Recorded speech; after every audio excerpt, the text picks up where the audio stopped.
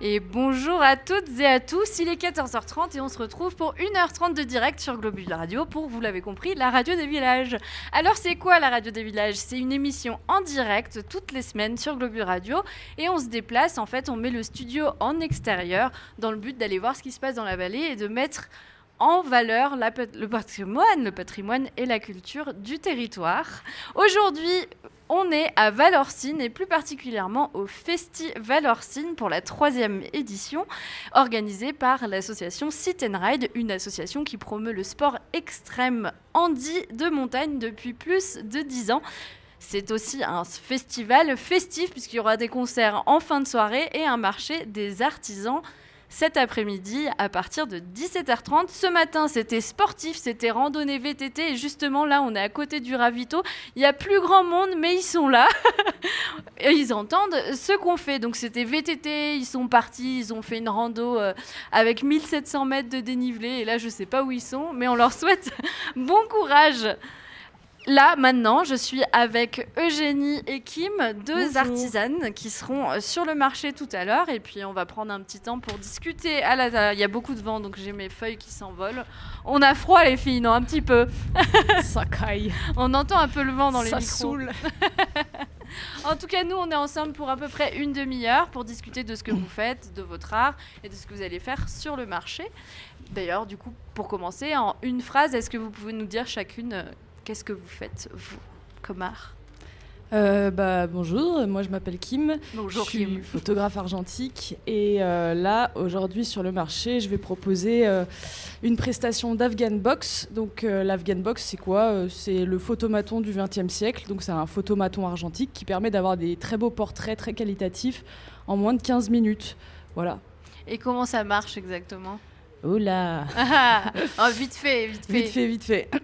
En gros, l'Afghan Box, c'est une boîte noire qui est complètement étanche à la lumière.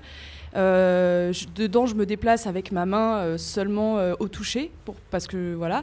Et je place un papier sur un support, je fais une photo. Ensuite, je développe ce papier dans des bains de chimie argentique qui sont dans la boîte aussi, parce qu'en fait, c'est un appareil photo, un studio et une chambre noire, en fait. Tout en est même à temps. l'intérieur. C'est ça. Et ensuite, je sors une première photo qui est un négatif, puisque tout est inversé. Donc, négatif, c'est quand on voit notre image négatif, un peu bizarre. Là. En gros, les tonalités sont inversées. Donc, tout ce qui est clair sera sombre et tout ce qui sera sombre sera clair. Ok. Et du coup, après... Grâce à un petit système de rails, je repositionne la photo devant l'objectif, je reprends la photo, je la redéveloppe, et là, les gens ont leur portrait, un portrait unique. C'est toute une technique, quoi. C'est toute une technique. Donc tu disais, tu mets 15 minutes, à peu près, à sortir le tirage. À peu près, ouais. Et ça rend un rendu un peu 19e siècle ou pas? Je sais pas, chacun a son imaginaire propre du 19e siècle, mais c'est vrai que ça rend quelque chose d'assez spécial, ouais. C'est très qualitatif, c'est très fin, c'est assez touchant, je trouve. Ouais, ça se voit que c'est pas fait au numérique. Ah, ça n'a rien à voir. Ouais.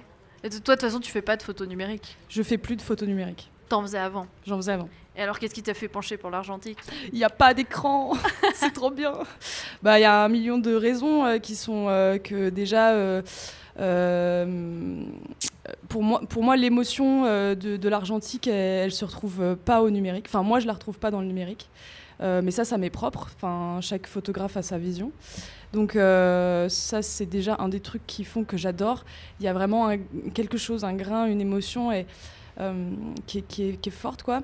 Aussi, il y a l'aspect papier. Enfin, il y a l'aspect très physique aussi de l'image. Donc ça nous redonne, ça redevient un objet, ça redevient quelque chose d'un petit peu particulier. Il y a le fait aussi qu'on puisse pas la multiplier, que ce soit plus compliqué de la multiplier à foison. Ça aussi, ça lui redonne de la valeur, je trouve, à l'image, qui aujourd'hui est tellement démultipliée que... voilà, oui, aujourd'hui, on a déjà tous fait une photo avec notre téléphone et en fait, on a mis en mode rafale, on se retrouve avec 12. C'est ça. Moi, je fais très très peu de photos, en réalité. Et en général, quand j'en fais une, c'est que je suis vraiment convaincue que c'est un beau moment ou que c'est quelque chose de chouette, qu'il y a quelque chose de spécial, quoi. Et voilà, il y a ça. Et c'est vrai qu'il y a assez récemment, je me suis fait la réflexion qu'effectivement, quand moi je travaille, je suis photographe, mais je travaille jamais sur l'écran, très très très peu. Et en fait, ça, c'est une qualité de vie de ouf parce que la plupart des photographes, ils trient des 2000 images pour un mariage et tout ça. Je trouve que c'est pour moi, c'est une souffrance, personnellement. Donc voilà, je me suis détachée de ça aussi et je trouve ça génial de pouvoir travailler sans être sur l'écran et de retrouver quelque chose de très manuel, de très technique, de très artisanal et surtout de voir à quel point ça peut fédérer les gens et l'admiration et il y a un petit côté très magique quoi. Ouais.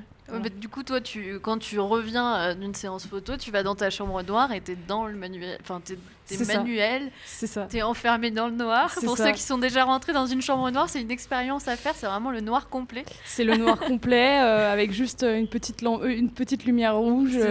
On se croirait dans un autre monde. Moi quand je suis dans mon labo, je mets la musique.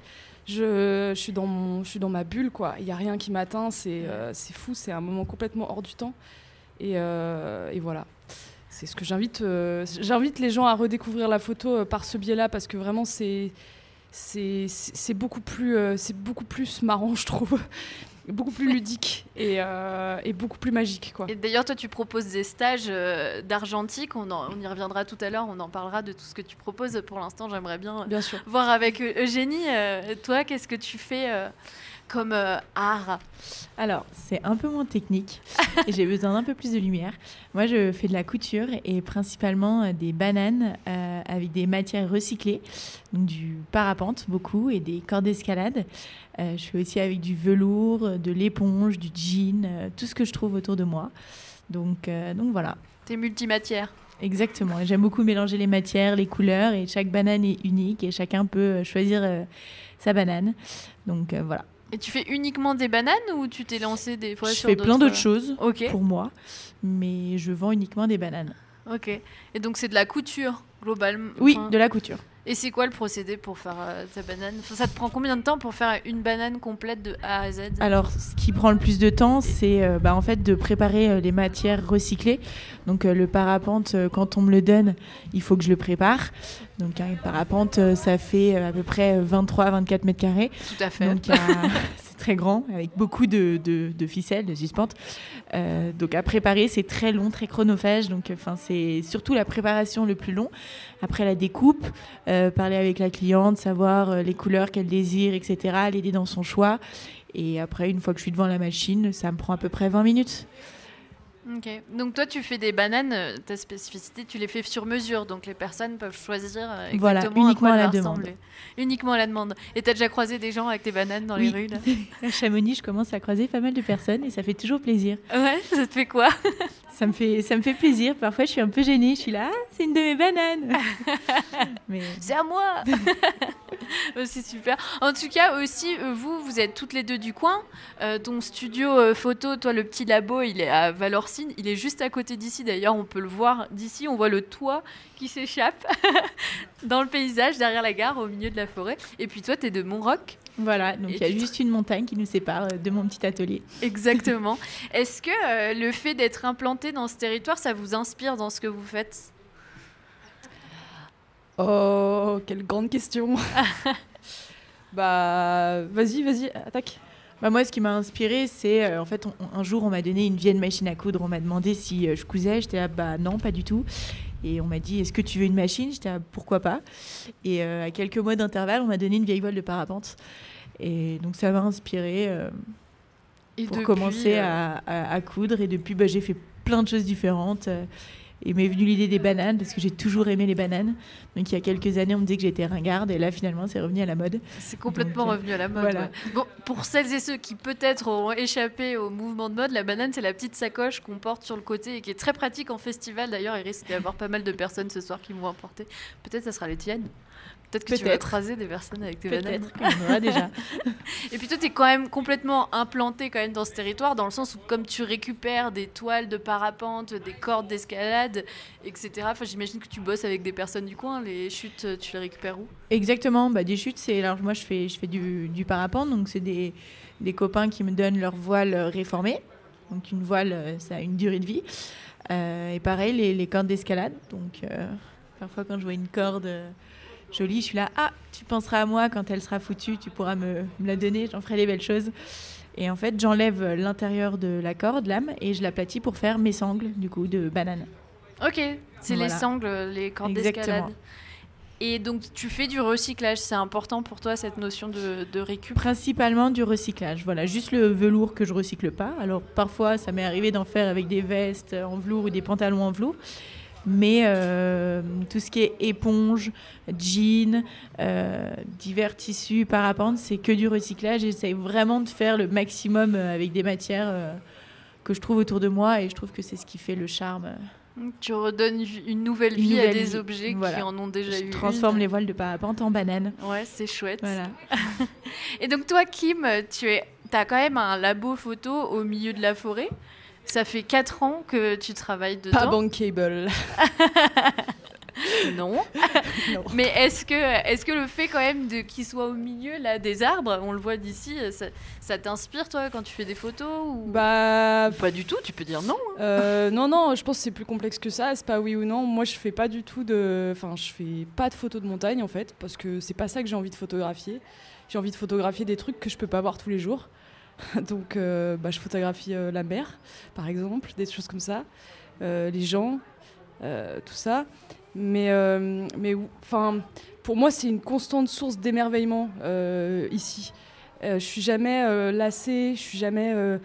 Il y a rien qui gâche mon envie en fait. Et quand je suis ici, c'est, je pense, quelque chose qui, t'as 10 minutes où tu sais pas quoi faire, tu vas marcher dehors. Tout d'un coup, c'est une bouffée d'inspiration. Tu marches, et au bout d'un moment, les idées te viennent et c'est comme ça que moi je travaille aussi. Donc oui, à fond en fait. Mais à fond, c'est ultra important pour moi l'environnement. Puis même dans le labo, j'ai pas l'eau. En fait, donc du coup, j'ai un petit bassin à l'extérieur du labo pour avoir accès à l'eau. Donc je suis obligée de sortir régulièrement pour aller dehors dans l'eau du bassin. Et je trouve ça trop kiki quoi, d'aller nettoyer ces tirages dans un bassin comme ça, au milieu de tout cet endroit, de faire sécher mes photos au soleil. Enfin, c'est assez particulier quoi. C'est authentique. Ouais, voilà, c'est ce que j'aime. Il n'y a pas de petit labo comme le tien. Non, voilà, ça c'est sûr et certain. C'est unique. Mais on sait pourquoi. Et qu'est-ce que vous allez proposer alors les filles sur le marché tout à l'heure? Il y a des VTTistes qui arrivent, je sais pas si vous les entendez dans la radio. Ouais, on peut les féliciter. Hein. Et donc, pardon, je reprends. Qu'est-ce que... ça m'a coupé, je sais plus ce que je disais. Qu'est-ce que vous allez proposer tout à l'heure sur le marché? Moi, des bananes. Donc, j'en aurai en jean, en parapente, en serviette éponge et en velours. Mais c'est pas des commandes du coup, pardon, je te coupe. Et non, et voilà, là c'est pas des commandes, en fait je fais jamais de marché, je suis à vendre dans aucune boutique, aucun magasin. Normalement tout se passe sur Instagram à la demande, mais c'est vrai que voilà, quand on propose de faire un petit événement comme ça, j'ai accepté et comme ça je fais découvrir. Ce sera pas à la demande, alors si les gens désirent ils peuvent m'en commander, mais il y aura quelques offres. Voilà. Ok, avec ton petit stock que tu as fait dernièrement. Pour l'occasion. Et donc toi, ça sera quoi, Kim? L'Afghan Box, ça c'est sûr. Et puis je pense mettre 2-3 tirages aussi que j'ai fait au petit labo. Voilà, des trucs que j'ai fait en fait de A à Z aussi pour que les gens ils voient un peu dans quel autre style je travaille. Voilà. Ok, donc tu vas proposer des portraits si vous avez envie, chers auditeurs, d'aller vous faire tirer le portrait. Vous pouvez, tout à fait, oui. C'est ça qu'on n'a pas précisé. C'est que là, l'intérêt que je vienne au marché, c'est que vous pouvez vous faire tirer le portrait, quoi. Voilà, c'est ça. On peut repartir avec sa photo argentique. C'est ça. Avec une vieille méthode du 19e siècle. C'est exactement ça. Et ça, on ne peut pas le faire souvent, quand même. Donc n'hésitez pas à passer sur le marché. Je propose qu'on se fasse une petite pause musicale et donc on va écouter Je bosse de Jade. C'est aussi une nana qui bosse beaucoup. Yes. 14h51 sur Globule Radio, vous écoutez l'émission La Radio des Villages. Donc on est en extérieur aujourd'hui, on n'est pas dans le studio. On est au Festival Orsine pour leur 3e édition, un festival festif, solidaire et sportif. Ce matin, c'était course de VTT. À 17h30, ça sera marché des artisans et des artisanes. Et toute la soirée, ça sera 3 concerts live suivis d'un DJ set, mais on y revient tout à l'heure. En première partie d'émission, j'étais avec Kim et Eugénie, 2 artisanes du marché que vous pourrez retrouver tout à l'heure. Et je suis toujours avec elles. Yes. Alors moi, ce que j'avais envie de vous demander, les filles, c'est est-ce que y a une création que vous avez faite qui vous a marqué peut-être plus qu'une autre ? Une photo, une banane. Alors moi, c'est au début, donc quand j'ai attaqué pour trouver le patron de banane que je voulais, j'ai dû faire beaucoup de crash tests. Donc trop grand, trop petit, trop large, cette pièce est trop grande. Donc ça m'a marqué. Ça m'a bien cassé la tête. Tu as mis longtemps Voilà, avant de j'ai mis trouver le longtemps à modèle, trouver la banane idéale. Et maintenant, tu le Voilà. lâches plus. Et non. Et tu as bien raison. Et toi, Kim, une photo, un instant peut-être Des instants, ouais, des moments qui sont chouettes. Bah, souvent, en fait, c'est un peu tout le temps, quand je révèle une photo, il y a toujours un instant de magie où les gens se découvrent. Et c'est toujours assez chouette, quoi. Franchement, c'est un peu une expérience pareille qui s'essouffle jamais, quoi.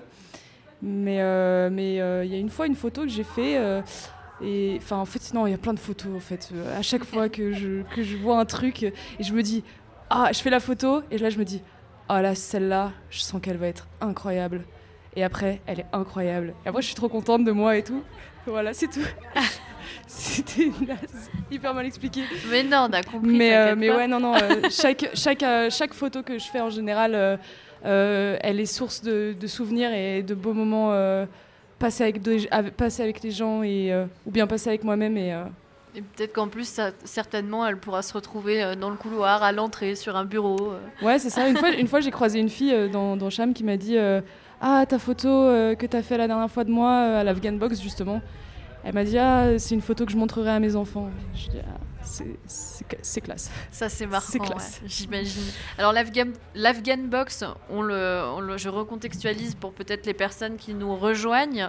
C'est une boîte, donc, Kim, qui permet de faire des photos argentiques. Oui. C'est une méthode du 19e siècle. C'est ça. vraiment, faut s'imaginer un photomaton, mais en argentique, en fait. Voilà. Voilà. Et vieux, du coup. Et C'est une très vieille vieux. méthode. Et vous n'êtes pas beaucoup dans la France à avoir une Ouais. Afghan Box, non? Ouais, c'est il ça y a une petite communauté. En Italie, il y en a pas mal aussi. Enfin, Ok. il y a des communautés. Il y a une communauté d'Afghan Box. de photographes d'Afghan Box. Mais c'est vrai que ça court pas les rues non plus. On se met pas des coups de pied pour bosser, quoi. Voilà. Il n'y a pas trop de concurrence. Non, au contraire, c'est plutôt de Non, ça, c'est l'entraide, plutôt du cool. partage Ouais, ensemble. carrément, c'est ça. Et est-ce que, du coup, cette activité, ça a toujours été une évidence pour vous? Par exemple, la photo, toi, Kim, est-ce qu'elle a toujours fait un peu partie de ta vie ou pas du tout? Et toi, la couture, Eugénie? Alors moi, je m'y suis mis par hasard, hein, parce qu'on m'a donné Oui, une comme vieille tu disais machine. tout à l'heure. Mais c'est vrai que je suis assez manuelle. J'ai aussi fait pas mal de poterie. J'aime peindre. Je fais plein d'activités manuelles. Donc voilà, c'est pas quelque chose. Enfin, c'est quelque chose que je fais depuis 1 an et demi. Mais c'est quelque chose que j'aime beaucoup, qui m'apaise énormément. Et quand je couds, je pense à rien d'autre. Donc c'est vraiment chouette. Ben ouais, non, moi ça fait 10 ans que je fais de la photo, je pense. Et non, ça n'a pas toujours fait partie de ma vie, mais maintenant, oui, c'est toujours en sous-texte, quoi. C'est un peu le fil rouge de ma vie. Donc je peux pas, on peut pas vivre, enfin, je peux pas vivre sans manger, mais je peux pas vivre sans faire de photos non plus, quoi. C'est un peu devenu essentiel. un besoin, quoi. Ouais, complètement. Est-ce que toi aussi, tu pourrais parler de besoin, Eugénie, par rapport au fait que ça te vide la tête, etc. Oui. Après, voilà, quand je pars en vacances et que j'ai pas ma machine à coudre, ça se passe très bien. Je suis contente de la retrouver et de pouvoir à nouveau faire plein de petites choses. Et justement, quand je prends un peu de recul et que je fais des choses un peu différentes comme ça, je suis là, super, quand je rentrerai, je pourrais faire ci, je pourrais faire ça. Donc non, ça me... Mais dans le quotidien, peut-être plus pour couper un peu des fois.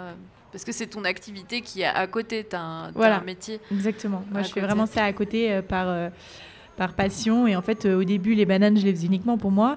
Et c'est les gens autour de moi qui m'ont dit « Ah, j'en veux une. » Et c'est comme ça, en fait, que c'est venu très naturellement. Donc, Et que tu as dû te créer carrément ton endroit pour les fabriquer. Exactement. Un petit atelier à la maison. Plein de demandes. Bah, c'est chouette quand ça se passe comme ça. Plein hein. de tissus partout, plein de bouts de fil par terre.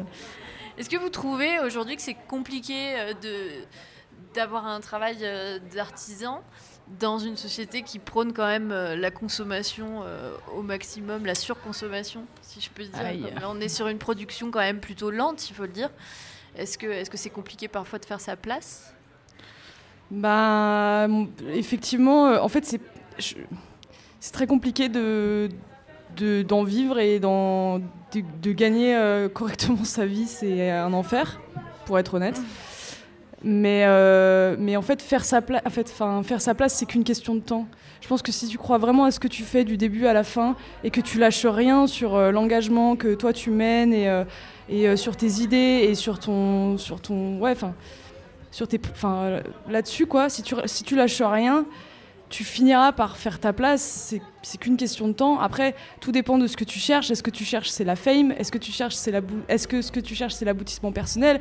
Est-ce que ce que tu cherches c'est de l'argent ? Ça c'est pareil, c'est qu'une question de positionnement quoi. Mais oui, en vivre pour de vrai, en vivre correctement, sans jamais lâcher ses priorités, ses convictions, c'est très compliqué, ouais. Et ça serait un désir que vous avez toutes les deux de pouvoir en vivre complètement et d'être autonome avec ces activités ? Moi, je préfère que ça reste vraiment ma passion. Voilà. C'est parfois compliqué d'associer la passion avec le métier. Voilà, c'est ça. En fait, j'ai peur que si je fais de ma passion ou de cette passion, puisque j'en ai plusieurs, mon métier, je préfère que ça reste une passion plutôt qu'un métier. Qu'il n'y ait pas la question de rémunération qui puisse rentrer dans le game. Exactement. De devoir produire juste pour produire. Voilà, et pas que c'est ça. Là, je le fais par plaisir, parce que j'en ai envie. Et quand j'ai envie de lever le pied, je lève le pied. Quand j'ai envie de me mettre à fond, je me mets à fond. Et ça me laisse le temps de faire des choses aussi pour moi à côté et de vraiment le faire pour le plaisir. Que ça reste juste un gros kiff. Exactement. Voilà. Et ça se comprend. Et toi, Kim, t'as des envies par rapport à tout ça ? Par rapport au futur ? Le futur. Grand mot. Là, dans les envies du futur, c'est un peu de rameuter le plus de monde possible. Enfin, le plus de monde possible. Pas non plus que ce soit la plage et tout, mais que du monde vienne au petit labo et que je fasse partager cet endroit qui est assez idyllique quand même à des gens, que je fasse découvrir ce qui s'y passe, parce que c'est toujours un chalet qui est toujours fermé, alors les gens comprennent pas trop. Et du coup là, dans les projets, le dimanche 23 juin, j'organise au Petit Labo un événement qui s'appelle la Petite Fiesta, et où en gros je vais justement faire intervenir plein d'artistes différents dans la journée, et le soir il y aura un concert. Voilà, plein de choses pour passer du bon temps et soit chiller, soit faire des ateliers, voilà. Faire découvrir l'Argentique en règle générale, ou il y aura un peu de... Alors il y aura donc moi je vais faire un petit peu de je vais faire une petite démonstration du fonctionnement du labo. Après, il y a une fille qui s'appelle Célia, qui vient de Chambéry pour faire des ateliers cyanotypes. Vous pouvez la retrouver sur Instagram. Son Instagram, c'est Atelier de l'Oublitant. Et on est un peu dans le même créneau. Elle fait que des trucs un peu à l'ancienne et tout. Donc c'est très très chouette ce qu'elle fait. Je suis très contente qu'elle vienne. J'ai un ami aussi qui vient de Bruxelles pour tatouer, qui est tatoueur à Bruxelles. Et après, le soir, il y a un concert... Enfin voilà, en fait, il y a un concert des Crêtes Brûlées et tout ça, et Kenzie the DJ qui vient mixer après. Juste là. Juste là. C'est la technicienne de l'émission aussi aujourd'hui. Et en fait, le but, c'est vraiment de créer de l'interculturel, quoi. Je sais pas, c'est de créer de la discussion, de l'échange, c'est de faire se rencontrer des gens qui ne seraient pas rencontrés, et de découvrir, que tout le monde puisse échanger, découvrir des techniques. Enfin, ça me plaît, quoi.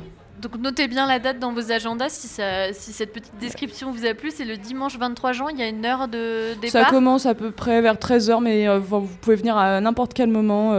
L'entrée, il n'y a pas d'entrée, l'entrée est libre. Après, voilà, pensez à prendre du cash si vous avez envie de faire vivre l'artisanat local. Ok, ça marche. Et t'as des stages aussi de prévus prochainement ou pas ? J'ai des stages, mais c'est des stages qui sont pour le moment des stages privés. En fait, c'est les gens qui m'ont réservé des stages, et voilà, c'est des dates qui vont arriver. Voilà. Okay. Mais en fait, c'est comme ça que je fonctionne. Je fais, avec la petite université, on fait des stages ouverts, où pour le coup, là, on fait intervenir... on fait des trucs enfin voilà, à des stages de 4 personnes et tout, mais en général c'est plutôt du personnalisé quoi. Ok, donc ça, il faut aller sur ton site, sur ton Instagram pour aller réserver. Je crois que j'ai un site, mais je crois qu'il fonctionne pas.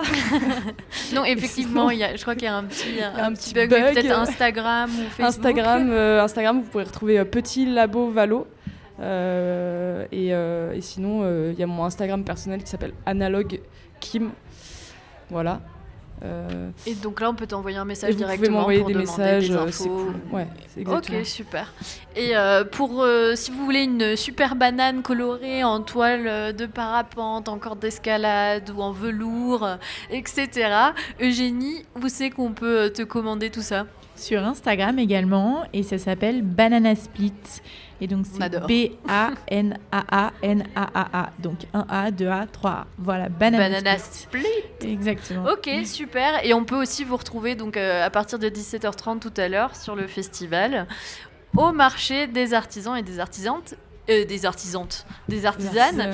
Et d'ailleurs, Eugénie, toi qui fais partie de l'organisation aussi, est-ce que tu peux nous dire qui c'est qui sera avec vous? Alors, donc, on sera avec Fred Bernard, qui est un photographe de montagne, Steph Hart, qui fait de la sérigraphie sur toile et sur vêtements, Bokito, qui fait également des dessins de montagne sur toile et sur vêtements, Kiwi Couture, qui font de la couture pour enfants, Tambouille et Potion, donc c'est plein de petits baumes naturels avec des choses cueillies dans la nature, donc le petit labo avec Kim et moi-même. Eh ben, merci beaucoup. Vous pouvez retrouver tous ces articles. Juste terminer sur le fait qu'on n'a pas dit le prix. Oui, tout à fait. Pour se faire tirer le portrait, c'est 15 €. Et la photo, elle est en format 13-18 cm, donc c'est un grand format carte postale. Voilà. Ok, merci pour cette précision. Merci les filles d'être venues au micro de Globule Radio pour cette radio des villages au Festival Orsine à Valorcine du coup aujourd'hui. Et on peut vous retrouver et retrouver tous les artisanes et artisans que tu as cités il y a 2 minutes à partir de 17h30 sur le site du festival. Retrouvez toutes les infos sur internet ou la page Facebook du festival.